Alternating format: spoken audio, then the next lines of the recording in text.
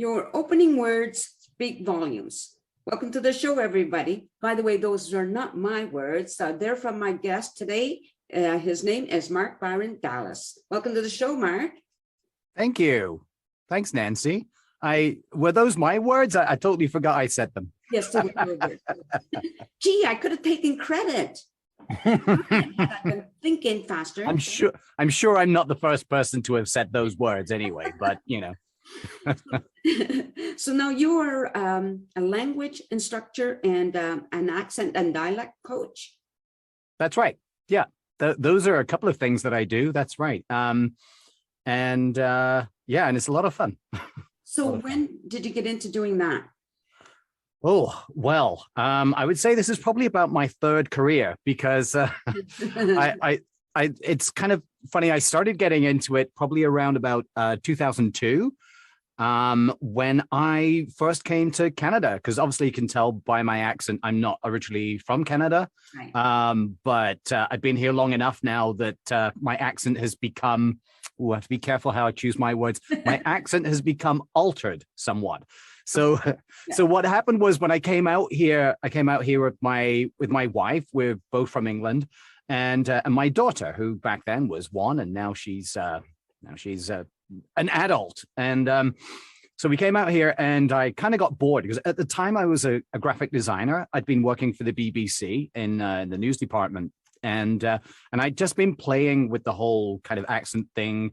Whenever people would get me to actually voice things over. Even though it wasn't my job as a graphic designer, sometimes people would be like, "Oh, can anybody do a Northern Ireland accent?" I'd be like, "Yeah, me, I can do it."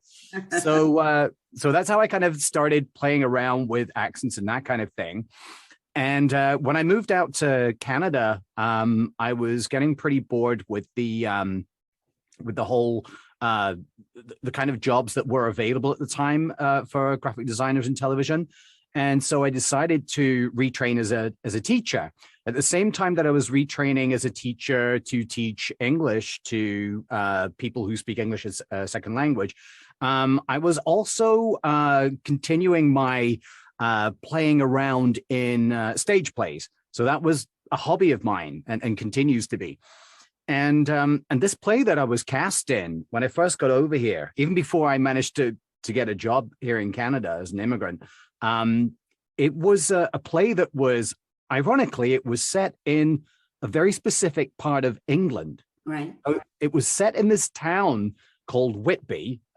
Since then, I've now realized that there's another Whitby in Ontario in Canada. But I mean, we could have set the whole thing in Whitby, I guess, but in Ontario.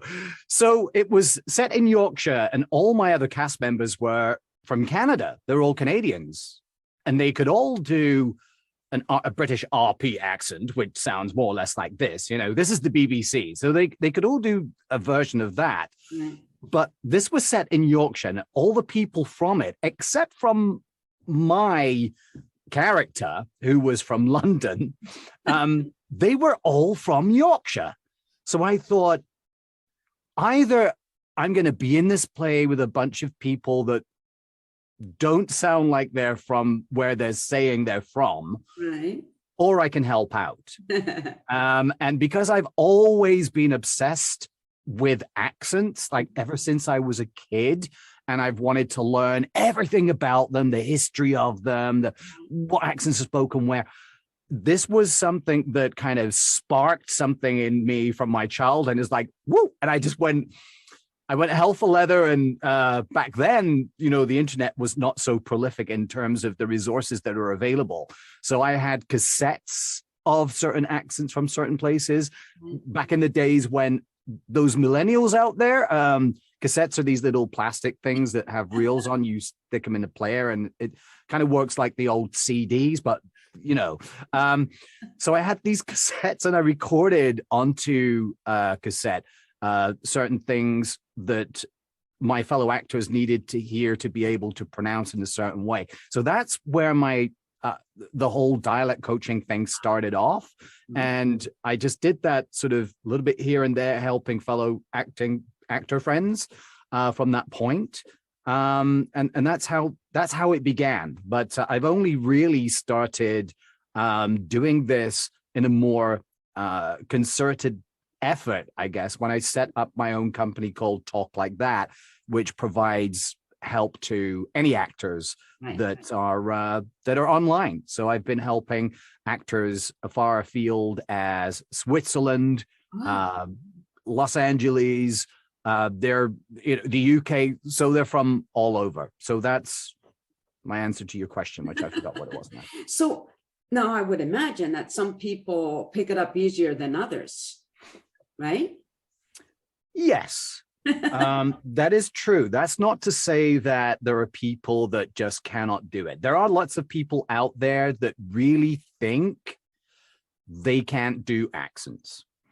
The reason that they can't do accents is because they haven't tried enough, perhaps, or they haven't taken the right approach, or maybe they don't have that mindset where it's like, I can actually do this, but I need to put in the steps that are required to do it, because some people are just scared away by other people maybe criticizing them for something they tried to do. And non-constructive criticism can really knock people down and cause them to shy away from trying it again. Right. So yes, that's right. Some people will pick up accents a lot more quickly, especially people with a musical ear.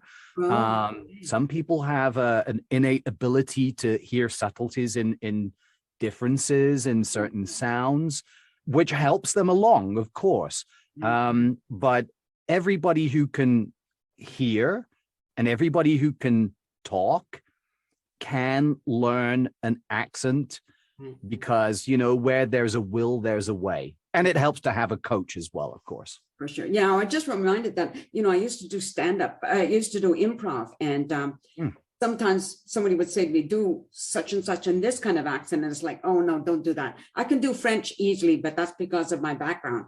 But anything else, and because there was no time to rehearse it, it's like, oh my gosh, I would be totally intimidated by that. So I can imagine in that case, it would be beneficial for somebody who was doing improv to do those type of games, to get a coach, right?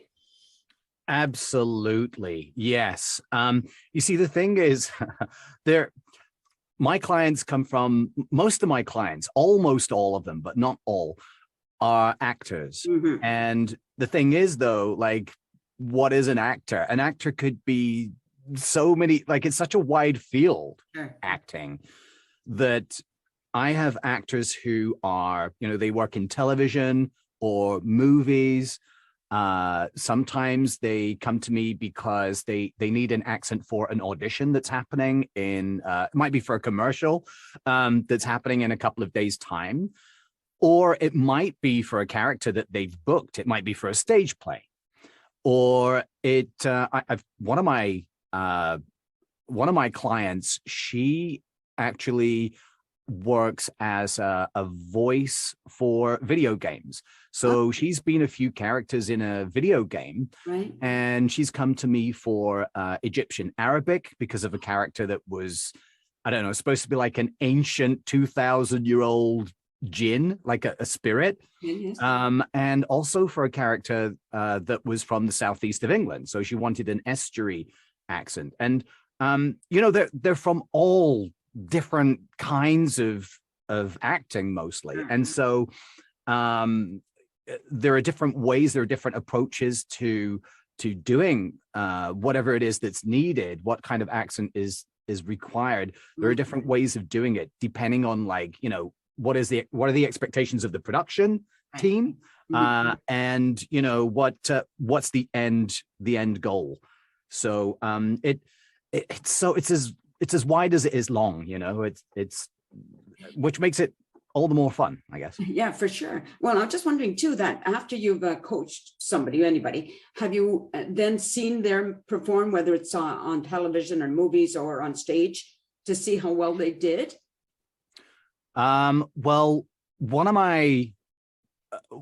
my recent clients is he's an actor who has done quite a bit of television, but he's also been on Broadway.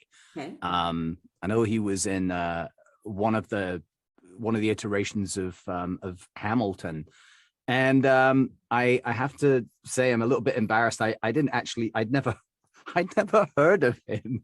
And then even though my oldest daughter is a huge fan of Hamilton, she could rattle it. Oh, sorry, I should have turned my phone off before I started this. This is what not to do, guys. I remember. Decline, go away. Yeah,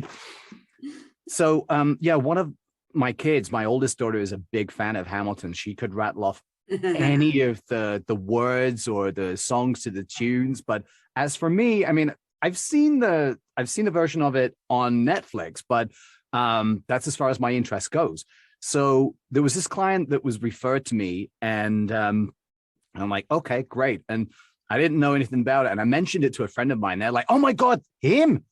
Wow. I'm like, okay, is he like a big deal or something? So he needed he needed an accent that was for a living person. He's playing someone that is still around and still exists, and so that's going to be very interesting to see when it finally comes out. It hasn't.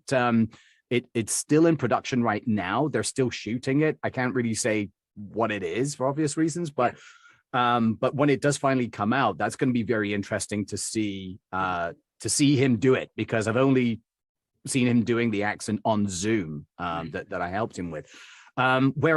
Whereas another client of mine, she's an audiobook narrator, and Stephanie is amazing. I often listen to her narrate her books live on Clubhouse, and she often comes to me for various different accents, for different characters that appear in the books that she narrates. I mean, she's in high demand. She has, like, author after author kind of lined up to give her work. So that's great to hear her do those accents when I'm, while I'm actually listening to her narrate those live. So that's a lot of fun. So I do get to sometimes see the accent being used in situ, and not always, but sometimes it happens. It's like, I don't always buy the games that people are in. It's not, oh, I must get a copy of this to play it so I can hear the person do it. But yeah, sometimes I'll hear the end product, and it's a lot of fun. Makes you proud. Yeah, for sure. So what accents do you specialize in? Well, I pretty much would specialize in, because anyone who comes to me and says, okay, I need this specific accent for this specific place, if I have some background in it, if I have some knowledge of it, then I will do a little bit of research and then teach that accent. Right. With a lot of them, I mean, I do that for all of them, even if it's not my own accent, because I don't know how I would teach this accent now. I'd have to record myself and listen back and make a list of sounds. But my childhood accent from Birmingham, England, I could do that without thinking. Of course, I could teach that without thinking, but I would still do the research to make sure that it was in line with what they wanted, like how old the person was, how long they'd been living in the city, and all that kind of thing. So really the approach varies so much. And sorry, what was the question again? I'm just kind of like, I've gone off. I still got COVID head. Sorry. No worries. I'm just wondering if you specialized in any particular. Oh, specialized. That was it. Yes. I'm sorry. I do apologize. No worries. So, but I would say that my specialization would be mainly in UK accents, or accents of the British Isles, accents of Great Britain and Ireland. Although, having said that, I have coached, like I said, I've coached Arabic. I've coached a lot of European accents as well, and a fair few North American ones too. I've done. I did Cape Breton for someone from the north of Nova Scotia in Canada. I coached someone in Minnesota, which is very close to general Canadian, and both geographically and sound wise. And I've done Long Island as well. So so I do step out of my area of specialization, but if there's an accent that I'm not that familiar with, like for example, I don't know if it's a Texan, one of the Texan accents, or New Orleans or something like that, I would refer it to a friend who it would specialize in that in particular. Yeah. Right, for sure. Yeah, that makes sense. I think that's smart. Now, you also mentioned that you're an actor, correct? Yes. I would say that's more, for me, that's more of a hobby. Mm-hmm. So it is something I do for the kicks rather than for money. Right. So I hesitate to say that I'm an actor, even though I do act on stage. I know how that would feel to professional actors because I know how it would feel for someone to say, I'm a graphic designer. And it's like, well, did you go to college for several years to study and become a graphic designer? No. Then you like graphic designing, but you're not a graphic designer. So, and I'm very hesitant to say, yeah, I'm an actor. I act. As to how good my acting is another thing. That's for other people to say. But yeah, I do it for fun. I don't do it. I don't do it to eat. Right. Otherwise, I would starve, probably. A lot of people do that. They join a local theater, right? And because it's enjoyable and it gets them out there, Yeah. and being on stage, having been on stage, it can be addictive. It's fun, Yeah. whether you're getting paid or not. I imagine getting paid would be super bonus, right? Yeah, it's a different. You know what? I think it is such a different thing though, because my wife is a great cook. I know this sounds like a weird kind of not much of a segue, but she's an amazing cook. And I said, you should have done this for a living. Like you'd be amazing at this. And she's like, no, I love cooking. So if I were doing this for money, Right. I wouldn't have the same How would it passion. change? Yeah, it would not be.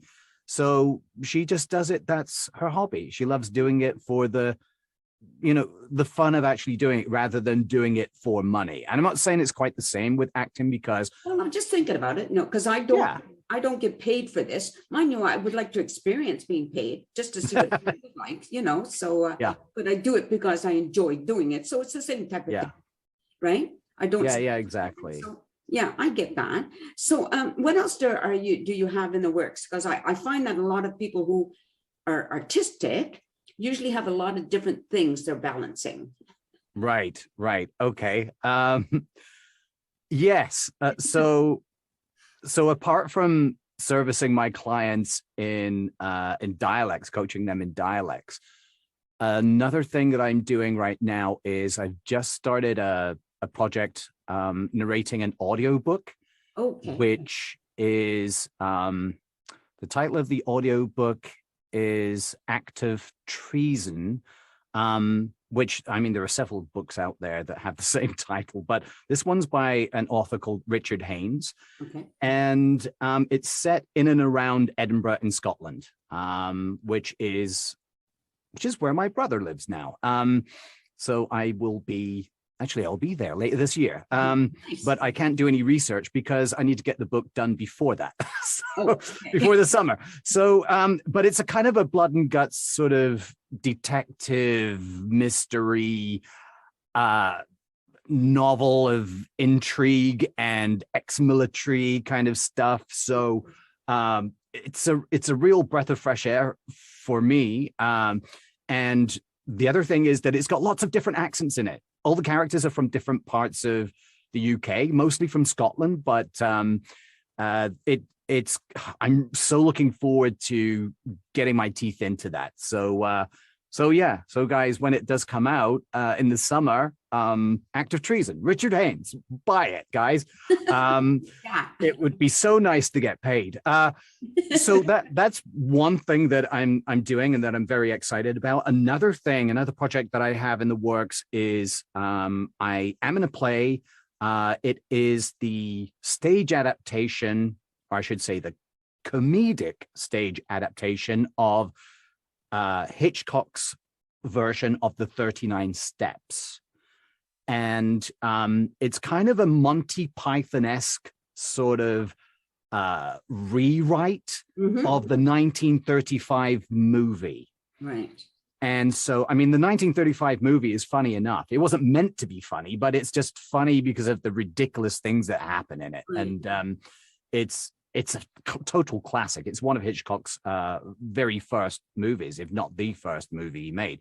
Right. So I'm very happy to be cast as clown number 1 in that, which means that I have to play about 20 different characters with different accents and very fast costume changes, right. And all. It's a lot of fun, and it's incredibly funny as well, the way that it's been sent up.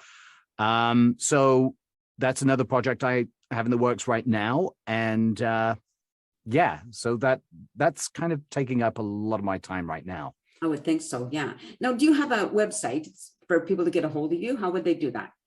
Yeah, actually, I'm pretty much on all the social media. Okay. If you do want to get a hold of me, my website is talklikethat.com.